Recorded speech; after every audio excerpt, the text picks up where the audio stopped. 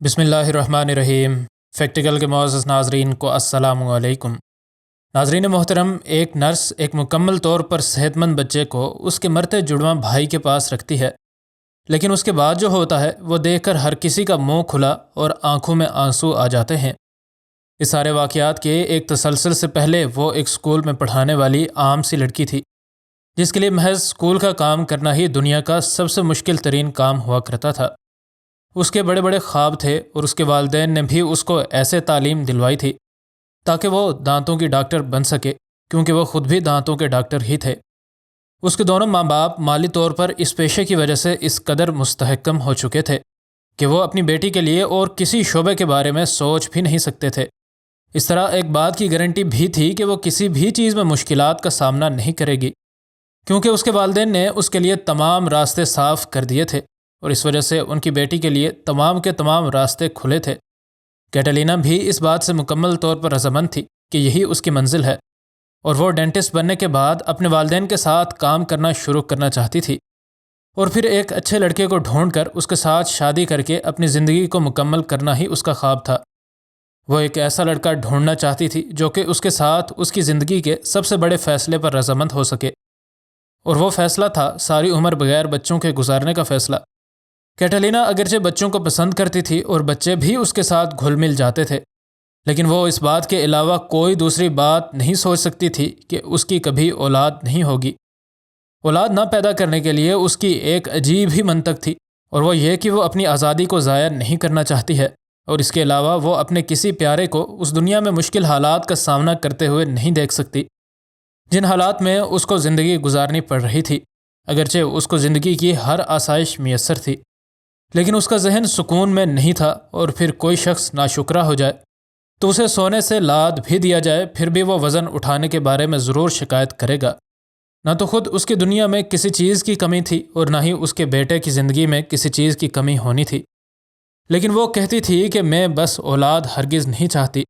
اور میرا یہ فیصلہ اٹل ہے۔ جب وہ میڈیکل کالج میں داخل ہو گئی تو اس کو یہ بات سمجھ آ گئی کہ زندگی میں ہر آسائش کا ہونا بھی بعض اوقات انسان کو مشکلات میں ڈال دیتا ہے۔ اسے اس کے والدین نے کچھ بھی نہیں سکھایا تھا، اور ہاسٹل میں اب اسے اپنا بستر طے کرنے سے لے کر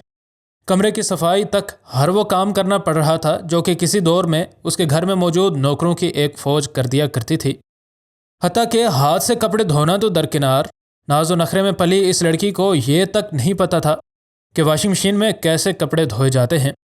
اور زندگی میں پہلی بار اس نے اس بات کو کوسا تھا کہ وہ آخر بڑی ہی کیوں ہوئی تھی۔ اس کو تب یہ بات سمجھ آ گئی کہ اس کے والدین نے کبھی بھی اس کو یہ بات نہیں سکھائی کہ کیسے اپنی ضروریات زندگی کو پورا کیا جاتا ہے۔ اسے ہر چیز ایک چاندی کے تشت میں رکھ کر پیش کی جاتی تھی، اور اسی وجہ سے اسے زندگی کے یہ چھوٹے چھوٹے کام بھی بے حد مشکل لگ رہے تھے۔ اسے یہ بات بھی سمجھ آ گئی کہ اگر وہ اپنے کاموں کو کرنے میں اس قدر مشکلات دیکھ رہی ہے تو یقیناً ایک بچے کو پالنا تو اس سے 2 گنا زیادہ مشکل کام ہوگا، اور اس خیال نے بچے نہ پیدا کرنے کی اس کی خواہش کو مزید مستحکم اور مضبوط کر دیا۔ اور اب کافی وقت گزر چکا تھا اور وہ ڈینٹسٹ بن چکی تھی۔ اس کے پاس ایک کامیاب کیریئر بھی تھا اور ہر طرح کی آسائش بھی۔ اس کو ایک انتہائی اچھا رشتہ بھی مل گیا، اور وہ لڑکا اس کے ساتھ بے حد محبت بھی کرتا تھا، اور اس کے والدین کو بھی بے حد پسند تھا۔ اس کے والدین بھی چاہتے تھے کہ اس سے اس کی شادی ہو، اور جب شادی کے دن طے ہو چکے تو اس لڑکی نے اپنے ہونے والے شوہر کو اپنی اس عجیب خواہش سے آگاہ کیا کہ میں کبھی بھی ماں نہیں بننا چاہتی۔ اس کی عجیب خواہش سن کر اس لڑکے نے پہلے تو سوچا کہ وہ مذاق کر رہی ہے، لیکن جب اس نے اسے بتایا کہ میں نے بچے پیدا کرنے والے اپنے نظام کو ایک لیڈی ڈاکٹر کی مدد سے بند کرا دیا ہے تو اس لڑکے کو بے حد دکھ ہوا۔ اس کو یقین نہیں آ رہا تھا کہ اس طرح کی لڑکی اس دنیا میں بھی ہو سکتی ہے۔ یہ لڑکا اس لڑکی سے سچی محبت کرتا تھا، اور اس بیوقوف نے آنکھیں بند کر کے اس پاگل لڑکی سے شادی کرنے کا فیصلہ کر لیا۔ اس لڑکے کو اولاد کا بے حد شوق تھا، لیکن اس کی بیوی مکمل طور پر انکار کر چکی تھی۔ لیکن اسے بھلا کیا معلوم تھا کہ قسمت میں اس کے لیے کیا لکھا جا چکا ہے۔ اس نے آخرکار اس لڑکی سے شادی کر لی، اور شادی کے بعد ان دونوں کے درمیان ہمیشہ اس ایک بات پر تکرار ہوتی رہتی تھی۔ اس کا شوہر اس کو بس ایک ہی بات کہتا تھا کہ مجھے اولاد چاہیے، لیکن یہ لڑکی اس کی ایک نہ سنتی۔ پیار، محبت، غصہ، سختی، حتیٰ کہ اس نے کوئی بھی حربہ نہیں چھوڑا تھا تاکہ اس کی بیوی واپس آپریشن کرا کے اپنی فیلوپین ٹیوبز کھلوا لے، لیکن اس نے اس کی ایک بات نہ مانی، اور آخرکار جھگڑے بڑھتے بڑھتے ان دونوں کے درمیان بات طلاق تک آ گئی۔ طلاق کے بعد یہ دونوں الگ ہو گئے۔ کیٹلینا نے ایک بار پھر سے کلینک جانا شروع کر دیا تھا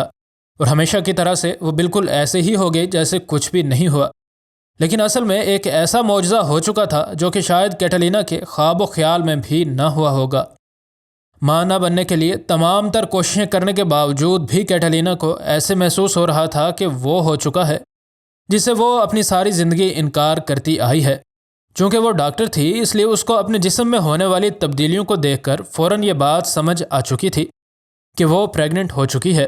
اس نے ہر جگہ سے اپنے ٹیسٹ کرائے، لیکن ہر جگہ کے ٹیسٹ میں یہی رزلٹ آ رہا تھا کہ وہ پریگننٹ ہے۔ اس خبر نے اسے جھنجھوڑ کر رکھ دیا تھا، اور پھر یہیں پر ہی قدرت کا امتحان ختم نہیں ہوا، بلکہ جلد ہی اس کو یہ خبر ملی کہ اس کے پیٹ میں ایک نہیں بلکہ 2 بچے پل رہے ہیں۔ اس کو یہ خبر سنتے ہی یوں محسوس ہوا جیسے وہ پاگل ہو رہی ہے،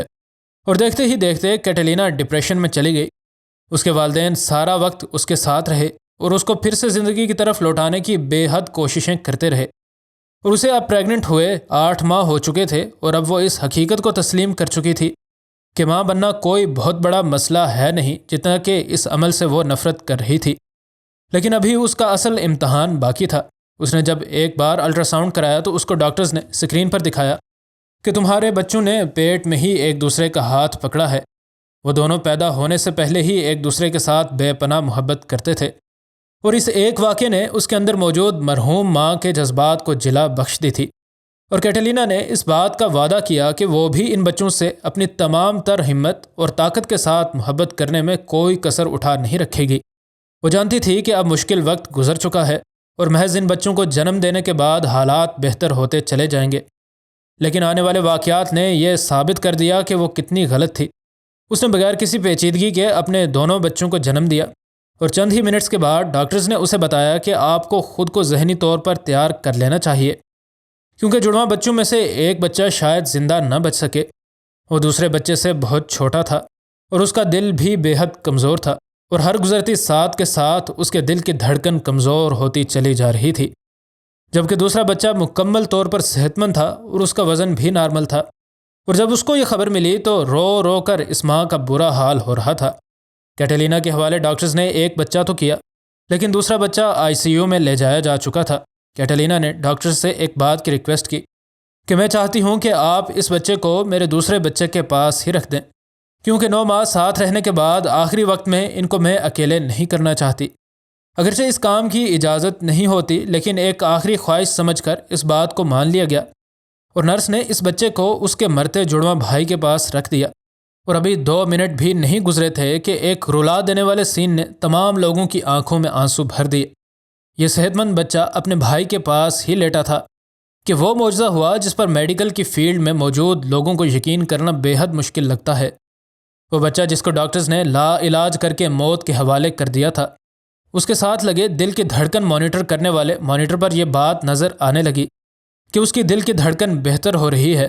نرس نے دوڑ کر ڈاکٹرز کو بلایا، اور ڈاکٹرز نے فوراً سے اس بچے کو بچانے کے لیے ایک بار پھر سے جی جان لگا کر کوششیں شروع کر دیں۔ اور جلد ہی ایک ڈاکٹر اس بے قرار ماں کو یہ خوشخبری سنا رہا تھا کہ آپ کا دوسرا بچہ بھی بچ گیا ہے اور بہت جلد ہی وہ صحت مند ہو جائے گا۔